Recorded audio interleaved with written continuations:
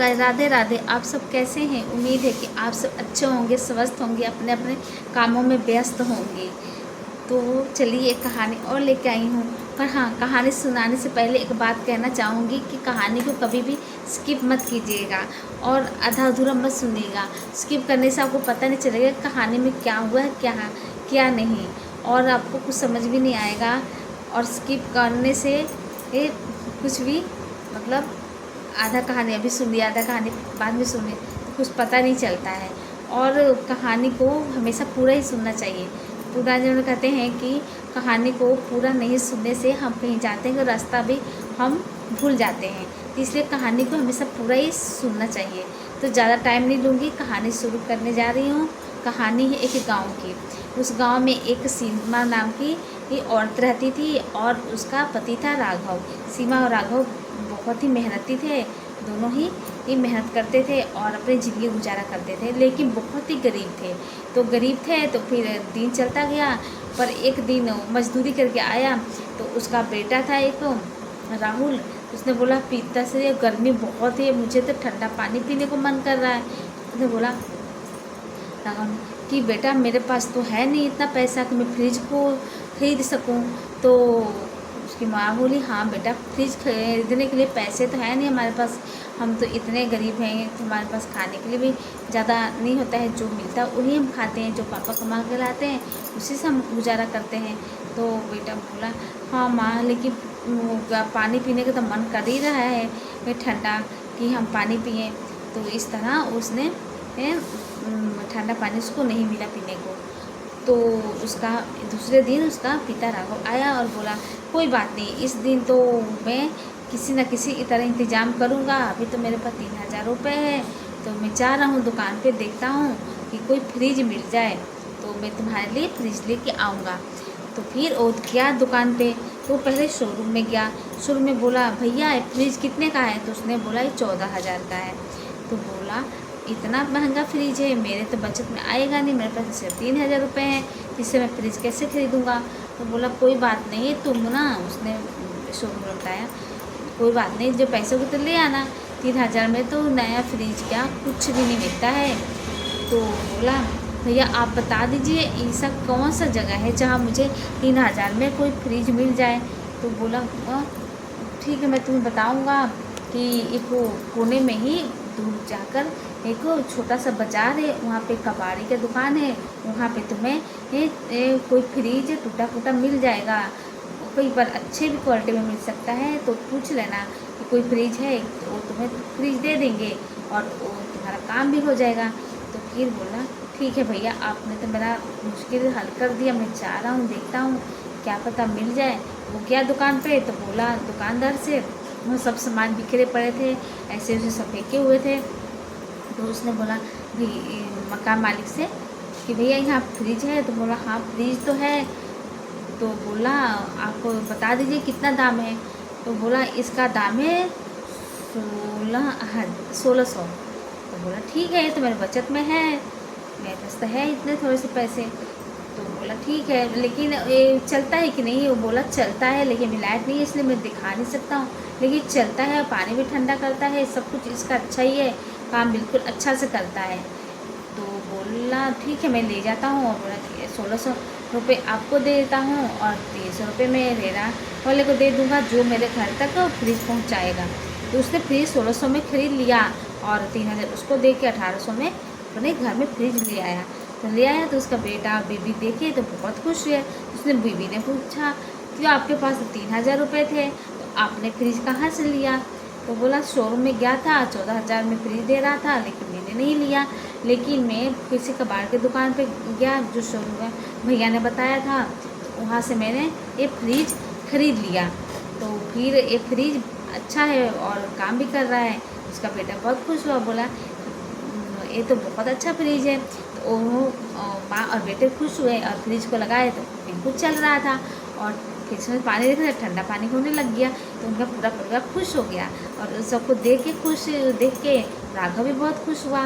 तो इस तरह वो खुशी के मारे उछलने लगे पूरा परिवार और उनका ज़िंदगी अच्छे से चलने लग गया।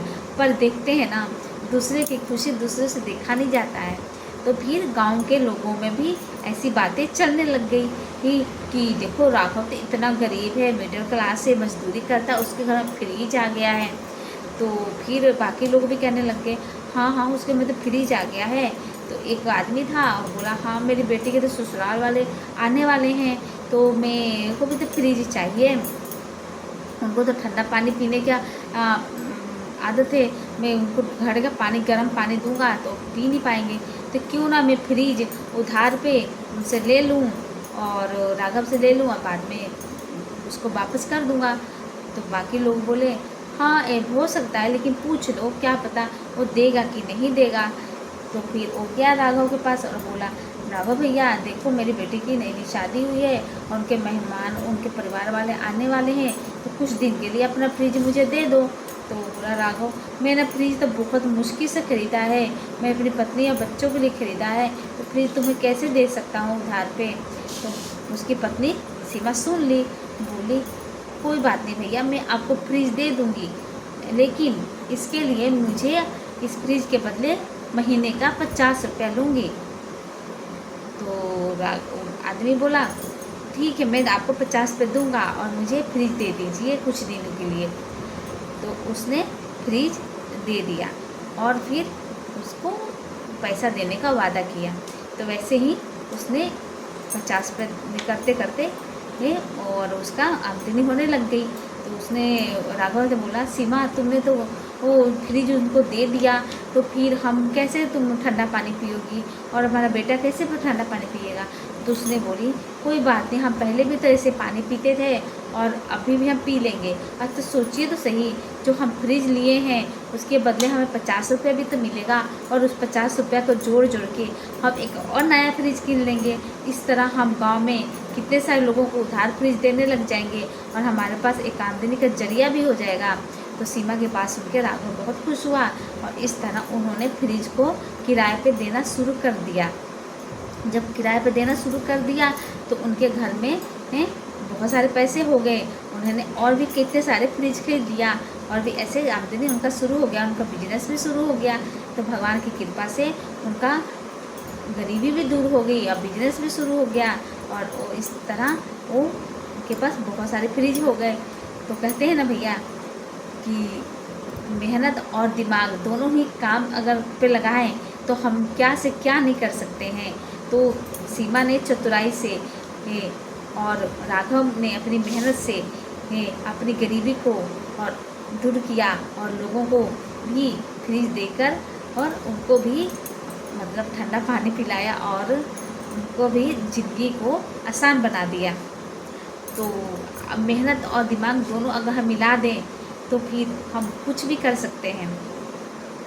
तो उसने तो अपना ज़िंदगी सफ़र कर लिया और बाकी लोगों को भी दे के उनके भी गांव में ये फ्रिज तो होता नहीं था उनके, तो फ्रिज की किल्लत जो थी दूर कर ली और उन्होंने भी अपना नया फ्रिज एक और नया फ्रिज खरीद लिया और उनका बिजनेस भी शुरू हो गया।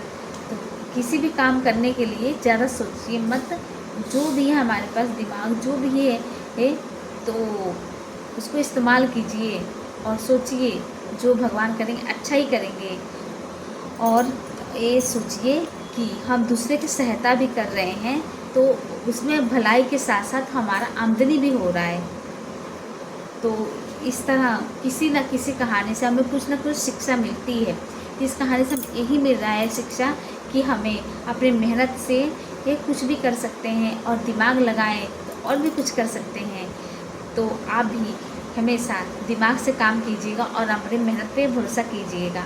और हाँ, कोई भी मेहनत आय सहायता मांगने मदद मांगने तो उसको इनकार मत कीजिएगा, किसी न किसी रूप में आप उससे सहायता जरूर कीजिएगा, क्योंकि सहायता अगर करेंगे तो आपका भला से ज़्यादा बुराई से ज़्यादा भला ही होगा, क्योंकि भला करने वाले के साथ हमेशा भला ही होता है और जो बुराई करते हैं उनके साथ बुराई होता है। तो आप दूसरे की सहायता करेंगे तो भगवान आपको और ज़्यादा सहायता करेंगे। तो इसलिए एक दूसरे को जलन मत कीजिए और सहायता करने का वादा कीजिए। और आपको कहानी कैसी लगी और कहानी अच्छी लगी होगी तो वीडियो को लाइक कमेंट शेयर जरूर कीजिएगा और चैनल को सब्सक्राइब कीजिएगा। और कोई भी कोई भी कहानी आता है आपके पास, कोई भी ज़िंदगी में घटित होता है तो कहानी भी वही एक रूप धारण ले लेता है। कहानी भी कोई हम नए बना के नहीं लेके आते हैं। किसी की ज़िंदगी में कुछ भी घटित होता है, चाहे कुछ भी मतलब हम चलते हैं, चाहे हमारी ज़िंदगी में कुछ हो गया हो, तो वो हम अगर कहानी के रूप में, ज़िंदगी तो चलो लंबी होती है चाहे छोटी होती है, उससे कोई मतलब नहीं, लेकिन कहानी के रूप में हम उसे छोटा और बड़ा बना सकते हैं। जैसे फिल्मों में होता है कि कहानी को हम लंबा खींच देते हैं। कहानी तो एक ही होती है लेकिन उसको लंबे लंबे तरीके से दिखाने शुरू कर देते हैं। लेकिन हम कहानी जो बोलने का तरीका होता है वो हम शॉर्टकट में भी बता सकते हैं कि इसकी ज़िंदगी में ऐसा हुआ है, वैसा हुआ है, ये हो गया, वो हो गया। तो किसी की ज़िंदगी में एक कहानी का रूप बनी जाता है और कहानी से हमें कुछ ना कुछ ज़रूर सीख मिलती है, क्योंकि वो घटित का होता है कि उसके साथ घट चुका है। जो घटित चीज़ें होती है उससे कुछ ना कुछ नॉलेज तो मिलता ही है। तो आपको बताइए कहानी कैसी लगी। अगर कहानी अच्छी लगी होगी तो वीडियो को लाइक कमेंट शेयर जरूर कीजिएगा और चैनल को सब्सक्राइब कीजिएगा। तो राधे राधे, जय श्री कृष्णा, बाय बाय।